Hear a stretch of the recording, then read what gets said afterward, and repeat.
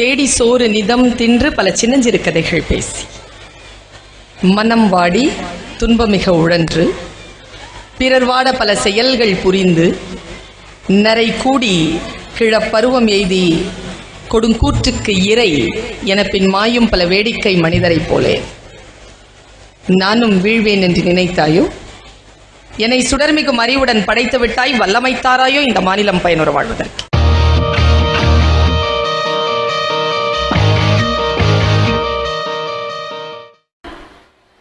நான் சமீபத்துல மதுரையில ஒரு ப்ரோக்ராம் போயிருந்தேன். ப்ரோக்ராமுக்கு கூட்டிட்டு போறதுக்கு லேட் ஆகுது. எனக்கு இது லேட் ஆச்சுன்னா ஃபிளைட் லேட் ஆயிடும்ன்ற பயம். கூர்ந்து கவனிங்க, நான் இதை கடத்துறேன், எனக்கு எந்த நோக்கமும் கிடையாது. உங்கள் மனதிலே ஒரு டிரான்ஸ்ஃபர்மேஷன் நிகழணும் அப்படிங்கறத தவிர்த்து எனக்கு வேற எந்த நோக்கமும் கிடையாது. செல்ஃப் ரியலைசேஷன் வரணும்ங்கறத தவிர்த்து வேற எதுவுமே கிடையாது. A only person will help you is me அப்படின்னு சொல்றவர்கள் மத்தியில the only person under the sky will help you is you என்று பேசுபவன் நான்.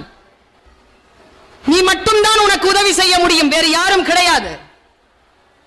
அந்த லீடர்ஷிப் குவாலிட்டியை நீ வளர்த்துக்கணும் அப்படின்னா செல்ஃப் ரெஸ்பான்சிபிலிட்டி இருக்கணும். ரொம்ப தியானத்தோட இதை சொல்றேன் குழந்தைகளே, விளையாட்டா அப்படி கேட்டுக்கோ. இப்ப உனக்கு புரியலனாலும் இன்னும் சில பல ஆண்டுகளில் உனக்கு புரியலாம். எப்பவுமே எங்க உட்காரு தெரியுமா?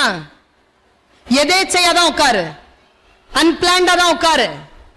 ஆனா எங்க உட்காருனா உன்னுடைய வாழ்க்கையில் என்டர்டெயின்மெண்ட் ஃபேக்டர் குறைந்து உனக்கு நிறைய இன்ஃபர்மேஷன் வந்து சேரக்கூடிய ஃபேக்டர் மத்தியில போய் உட்கார். பல நேரங்களில் நாம டைம் பாஸ் பண்றோம். என்ன கேட்டா டைம் பாஸ் அப்படிங்கறத கெட்ட வார்த்தை. You cannot pass the time, it will pass. போயிரும், இப்படி போயிரும். லேட் ஆகுதுங்க. ரொம்ப டென்ஷனா உட்கார்ந்து இருந்த பொழுது நான் ஒரு வேலை செய்ய மாட்டேன். டென்ஷனா இருக்கும் போது இதை பார்க்க மாட்டேன். ஏன்னா இது அதிகமா இன்னும் டென்ஷனை ஏற்படுத்தும். உங்களுக்கு தெரியுமா நம்ம குடும்பங்கள் எப்படின்னு எனக்கு தெரியாது. முஸ்லிம் குடும்பங்களில் இங்கெல்லாம் எப்படி இருக்குன்னு தெரியாது. சென்னைலாம் ரொம்ப அதிகமா முன்னால போயிட்டு இருக்கு. இந்த போன் இருக்குல்ல, இது போதும் நம்ம வாழ்க்கையை சூறையாட. இன்றைய குழந்தைகள் கையில் அது நாச வேலைகளை செய்து கொண்டிருக்கிறது. பெற்றோர்கள் கவனத்திற்கு. இந்த கல்யாணத்துக்கெல்லாம் எல்லாரும் வந்து பொருத்தம் பார்ப்பாங்க, பெரியவங்க எல்லாம் கூப்பிட்டு எல்லாம் பேசுவாங்க. அப்படிலாம் ஒன்றும் செய்யாதீங்க. அந்த பையனுடைய மொபைலை எடுத்து இந்த பொண்ணு கிட்ட ஒரு 3 நாள் கொடுத்து வைங்க. இந்த பொண்ணுடைய மொபைல் எடுத்து அந்த ஆள் கிட்ட ஒரு 3 நாள் கொடுத்து வைங்க. 2 பேருக்கும் சரியாயிடுச்சுன்னா நிக்கா முடிச்சிடலாம். அவ்வளவு மறைவு, அவ்வளவு ஒளிவு. முதல்ல போன் வந்ததுன்னா, வீட்டுல போன் வந்ததுன்னா எல்லாரும் வீட்டுக்குள்ள போவாங்க போன் எடுக்க. இப்ப போன் வந்ததுன்னா எல்லாரும் வெளியேறாங்க வீட்டை விட்டு. வீட்டை விட்டு தெரிச்சு ஓடுறான். அப்படி என்ன இருக்கு அதுல? நான் போனை தொட மாட்டேன், டிவி பார்த்துட்டேன். கால நேரத்தில் சில ஆன்மீக விஷயங்கள் பார்ப்பேன். irrespective of any religion, I see the spiritual matters. ஏதோ ஒரு விஷயம் கேட்கும், சொல்லுவாங்க, கேட்பேன். நல்ல விஷயங்கள் ஏதாவது இருந்தா எடுத்துக்குவேன். ஒரு அனிமேஷன் பிலிம் வந்ததுங்க. என் வாழ்க்கையை மாற்றிய ஒரு விஷயம். 3 நிமிஷம் தான். உள்ளன்போடு கடத்திட்டு போயிடுறேன். டீச்சர் இல்லையா, அதனால ரெட் பென் கையில வச்சுக்கிறேன். சில டைம்ல அடிக்கோடு போடுவேன். நம்ம திருத்தும் போது அடிக்கோடு போடுவோம்லப்பா, அடிக்கோடு போடுவோம்ல, அப்படி அடிக்கோடு போடும். என்னுடைய வார்த்தைகளை கவனமாக கேட்டுக்கொள். அடிக்கோடு போடுகின்ற பொழுது மட்டும் கொஞ்சம் கூடுதலா கான்சென்ட்ரேஷன்ல பார். ஒரு 8 வயது சிறுவன் இருந்தான். 8 வயது அடிக்கோடு, 8 years. அவன் ஆடு மேய்ப்பவனாக இருந்தான். அடிக்கோடு. அவன் பெரிய வேலை இல்ல, ஆடு மேய்க்கிறது. சொல்லுவாங்களே, திட்டுவாங்களே, நீ ஆடு வைக்கதான் லாய்க்குன்னு, அந்த வேலை. அடிக்கோடு.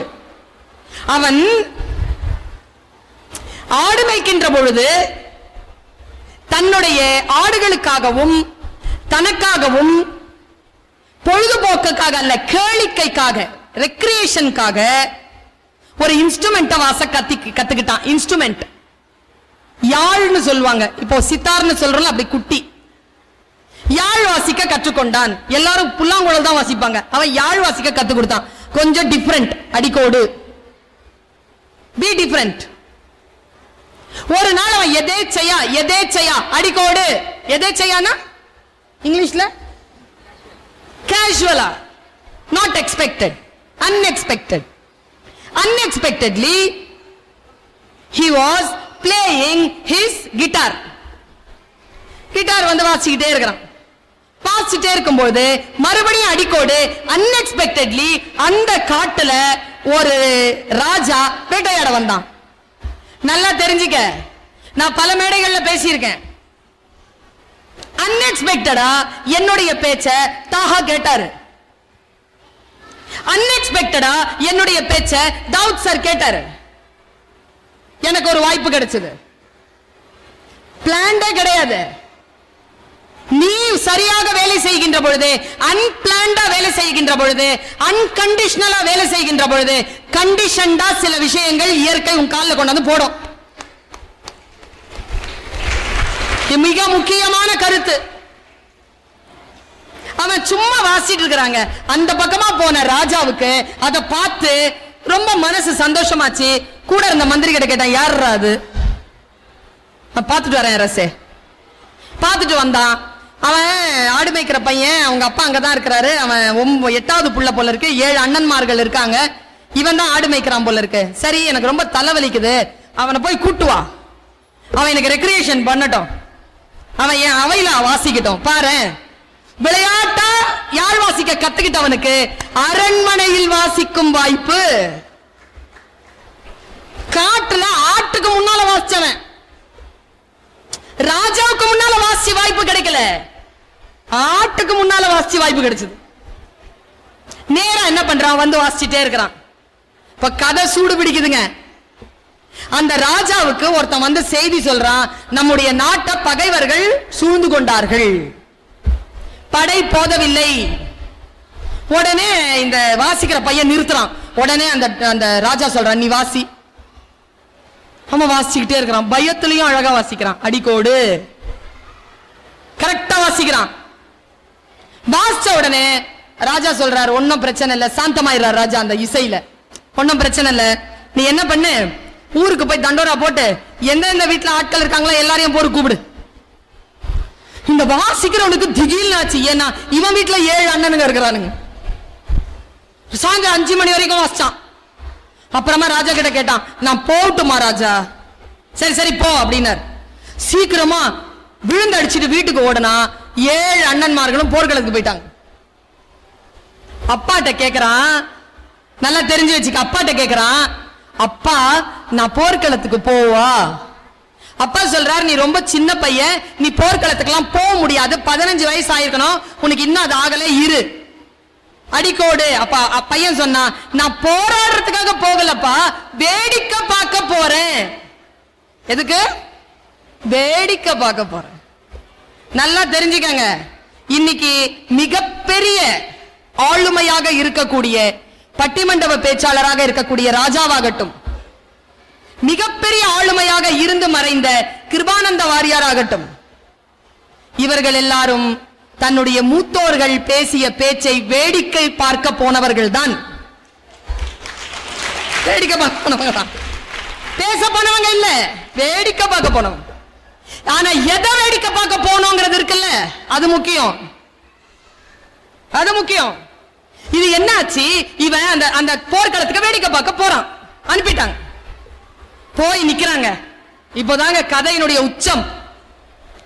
போய் நின்னு பார்க்கறான், தன்னுடைய நாட்டு வீரர்கள் எல்லாம் சிதைந்து ஓடிக்கொண்டிருக்கிறார்கள். ஒரே ஒருத்தன் 25 அடிக்கு இருக்கிறான். அவன் பேர் கோலியாத். அந்த சின்ன பையன் இருக்கான்ல, அவன் பேர் டேவிட் என்று பைபிளும் தாவூத் அலைஹிஸ்ஸலாம் என்று குர்ஆனும் சொல்லக்கூடிய அந்த சிறுவன். அவன் அப்படி பார்த்துட்டு நிக்கிறாங்க. நான் இங்க நிறுத்துறேன் குழந்தைகளை. அந்த சின்ன குழந்தை அந்த கோலியாத்தை இப்படி பார்க்கறான், இப்படி இருக்கிறான். அவன் அப்படி பார்த்த உடனே அவன் கோலியாத் கத்துறானா, கத்தி சொன்னானா, டேய், என்னை யாராவது ஜெயிச்சிட்டா என் நாட்டை ஜெயிச்சதா அர்த்தம். என்ன ஜெயிங்க பாப்போம். எல்லாரும் செதஞ்சி ஓடுறாங்க. அவன் பிச்சு பிச்சு சாப்பிடறான் ஆள. இந்த பையன் என்ன பண்ணானா, தளபதி கிட்ட போய் ஆடி போயிட்டேங்க. நான் அதை படிச்சு பார்த்து இந்த குழந்தை என்ன பண்ணுச்சு, நேரா போய் தளபதி கிட்ட அடிக்கோடு பர்மிஷன் கேக்குது, நான் போய் கோலியாத்தை அடிக்கட்டுமான். அப்ப தளபதி சிரிச்சானா, நீ எப்படி அடிக்க முடியும், அவன் எவ்வளவு பெரிய ஆளா இருக்கிறான், எங்களாலேயே முடியல. இல்ல இல்ல நான் ஆயுதம் வச்சிருக்கேன் நானா, உனக்கு பாடமே அதான். கோலியாத் என்ன சொன்னா, நான் ஆயுதம் வச்சிருக்கேன்னா. எங்க அவன் ஆயுதத்தை காட்டுனாடா, எடுத்தான் பாரு ஆயுதத்தை, காக்காவை அடிக்கிற உண்டிகோல். உண்டிகோலை வச்சு காட்டினாங்க, இதோ இதை வச்சிருக்கேன்னு. அடிக்கோடு போட்டுக்கோ குழந்தைகளே. தளபதி சொன்னான், பறவையை அடிக்கக்கூடிய உண்டிகோலால் அரக்கனை அடித்து விட முடியுமா? அதற்கு கோலியாத்தை அடிப்பேன் என்று சொன்ன தாவூத் சொன்ன பதிலை என் குழந்தைகளை உங்கள் மனதிலே சிவப்பு கோடால் அடிகோடு போட்டுக் கொள்ளுங்கள். அவன் சொன்னான், என் கையில் வைத்திருக்கக்கூடிய ஆயுதத்தை நான் பறவைகளை அடித்து பயிற்சி பெற்றிருக்கவில்லை, பின்ன என் ஆடுகளை கடிக்க வரும் சிங்கங்களை அடித்து நான் பயிற்சி பெற்றிருக்கிறேன். நான் சிங்கங்களை அடித்து பயிற்சி பெற்றிருக்கிறேன். நான் பாருங்க, அவள சரி போனான். இப்ப வந்துட்டோம் கோலியாத்துக்கு முன்னால. டேவிட், நாம 2 பேரும் நிக்கிறோம். நானும் நீயும் டேவிடும் கோலியாத்தும் நிற்கிறார்கள். இப்ப களத்துல நம்ம 4 பேர் இருக்கோம்னு வச்சுக்கோ. அவன் என்ன செஞ்சான் தெரியுமா? தலைவன் இல்லையா, லீடர். நீ ஏன் பேச வந்த? பெரியவர்களுக்குமான பாடம் இது. லீடர் இல்லையா அவன் எங்க தெரியுமா குறி பார்த்தான்? பைபிள் எடுத்து வாசி பாருங்க, ரொம்ப டீடைல்டா இருக்கு. நெற்றிக்கு வலதுபுறத்தில் குறி வைக்கிறான். ஏன் தெரியுமா? மயக்கம் அடைய வச்சுதான் அவனுக்கு சிங்கங்களை பழக்கமே தவிர சிங்கங்களை அவன் கொல்ல மாட்டான்.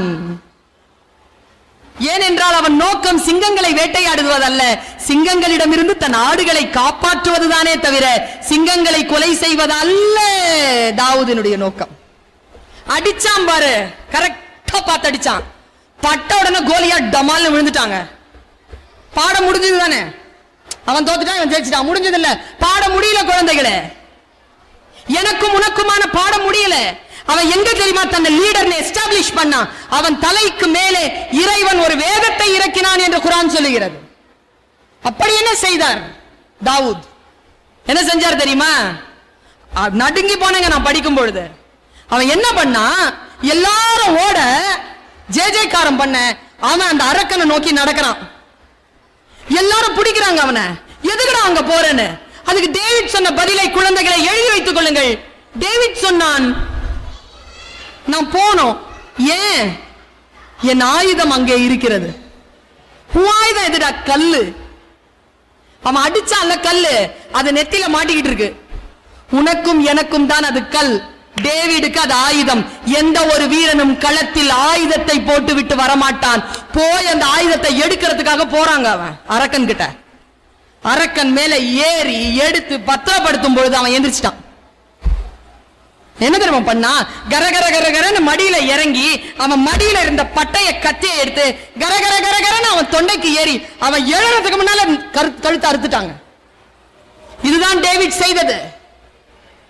வாய்ப்பு இருக்கின்ற பொழுது குழந்தைகளே, கையிலே உண்டிகோல் தான் இருக்கிறது என்று அச்சப்படாதீர்கள், கையிலே கல் தான் இருக்கிறது என்று அச்சப்படாதீர்கள். ஆனால் அதை வைத்துக் கொண்டு எதையெல்லாம் சாதிக்கலாமோ அதையெல்லாம் சாதிக்கக்கூடிய ஆழ்ந்த அறிவையும் ஞானத்தையும் பெறுங்கள். என்னிடத்தில் இருப்பது வெறும் சொல்தான். ஆனால் அந்த சொல்லை எடுத்துக்கொண்டு உலகமெல்லாம் நான் உலா வருகிறேன் என்றால் என் சொல்லும் டேவிடின் கையில் இருந்த உண்டிகோலும் ஒன்றுதான். வைத்துக்கொண்டு எதை வேண்டுமானாலும் செய்யலாம். காக்காவையும் அடிக்கலாம், கோலியாத்தையும் வீழ்த்தலாம், சிங்கத்தையும் வீழ்த்தலாம். நம் கையில் தான் இருக்கிறது நமக்கான ஆற்றல். எல்லோரும் சிறந்தவர்களாக இருந்துவிட முடியாதுதான். எல்லாரும் ஓட்டை பாத்திரம் தான். எல்லா பானைகளும் ஓட்டை பானை தான். குரு சொன்னார், போய் பானையில் தண்ணீர் ஏற்றுக்கொண்டு போய் தோட்டத்திற்கு போய் தோட்டத்திலே செடியை வளருங்கள், செடியில் மலரை நான் பார்க்க வேண்டும் என்று. ஒரு சீடனிடத்தில் மட்டும் ஓட்டையான பாத்திரம் இருந்தது. ஆனால் அவன் கவலைப்படவில்லை. எடுத்துக்கொண்டு போவான், தண்ணீர் இருக்காது, திரும்பி வந்துருவான். மறுபடியும் எடுத்துக்கொண்டு போவான், தண்ணீர் தீந்து போயிருக்கோம், மறுபடியும் வந்துருவான். அவன் முட்டாள்தான். ஆனால் அந்த சீனத்து கதை இப்படி சொல்லுகிறது. குரு வந்து பார்த்த பொழுது சீடர்கள் எல்லாம் தண்ணீர் ஊற்றி அந்த தோட்டத்தை மலர்த்தி இருக்கிறார்கள். ஆனால் ஓட்டை பாத்திரம் கொண்ட அந்த ஒரு சீடன் தான் நடந்து வந்த பாதையெல்லாம் பூக்களை மலர்த்தி இருந்தான் என்று அந்த கதை முடிகிறது. ஓட்டை பாத்திரமாக இருந்தாலும் பாதையெல்லாம் பூக்கள் மலரக்கூடிய வாய்ப்பை வல்ல இறைவன் உங்களுக்கு தருவான். அதனால் முழுமையோ குறையோ அது ஒரு கருத்து அல்ல. நம்மிடத்தில் இருக்கக்கூடியதை முழுமையாக பயன்படுத்தக்கூடிய அந்த தௌஃபீக், அந்த ஆற்றல், அந்த ஆசீர்வாதம் வல்ல இறைவனால் உங்களுக்கு கிடைக்க வேண்டும், எனக்கும் கிடைக்க வேண்டும் என்று நான் பிரார்த்திக்கிறேன். சிகரம் தொடுவது என்பது யாரோ ஒருவன் தொட்ட சிகரத்தை தொடுவதல்ல, நம் உயரத்தின் எல்லையை தொடுவதுதான் சிகரம் தொடுவது. குழந்தைகளே, அடுத்த முறை நான் உங்களை சந்திக்கின்ற பொழுது நீங்கள் உங்கள் சிகரத்தையும் நான் என் சிகரத்தையும் தொட்டுக்கொள்ளக்கூடிய அந்த வாய்ப்பு வல்ல இறைவனால் மீண்டும் நிகழ வேண்டும் என்கின்ற பிரார்த்தனையோடு உங்கள் அனைவரையும் வாழ்த்தி வேண்டி விடை